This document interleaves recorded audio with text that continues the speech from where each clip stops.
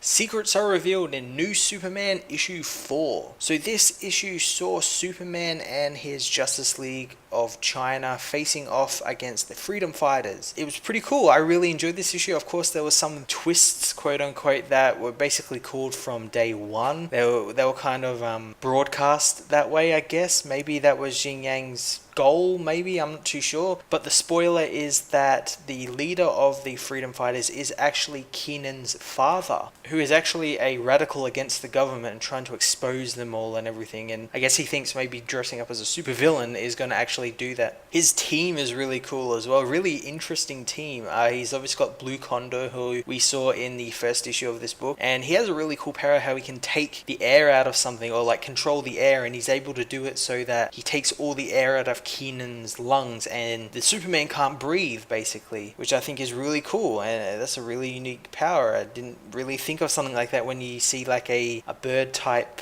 villain or hero, like someone who can fly or manipulate some type of weather or something. That's a really cool way to use the power. We also get one of them that can shoot constructs out of a gun, and they basically are ghosts, which I think is really funny. There's a really funny part there where Batman's like, your gun shoots ghosts, like really? Is that your power? But the really cool one is a guy who is essentially one big piece of cloth, and he's able to infiltrate the prison that Dr. Omen has underneath Shanghai under the water and free a bunch of villains, mainly the human firecracker, who has plans on using a genetically modified Starro against the new Justice League. And we've seen in solicitations that he actually kind of succeeds in his plan, and I think Batman and Wonder Woman end up getting one on their faces, and Superman has to fight them, which is going to be really interesting. And I'm also interested to see how they're going to play this whole father-son villain-hero sort of thing, whether like Kenan, because this isn't the normal Superman. This is just a kid who happens to have Superman-like powers, so he's still very much human, and he's kind of a dick as well, like we've seen, and not afraid of the fame and everything. I'm wondering how he's going to react to this whole thing of his father being a supervillain. Like what if he joins his father? Like that'd be a really cool twist. Like thinks like, yeah,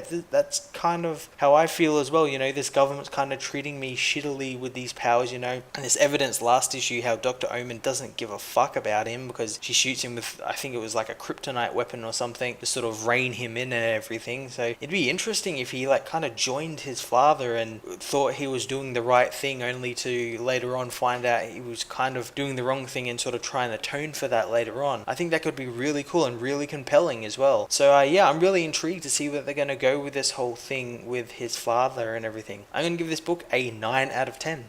Hey everyone, thanks so much for watching my latest video. Hope you enjoyed it. While you're here, why not check out another one of my reviews, like and subscribe my channel for more reviews and videos, and follow me on Twitter at Matt_FOS. Thanks guys, and I will see you all next time.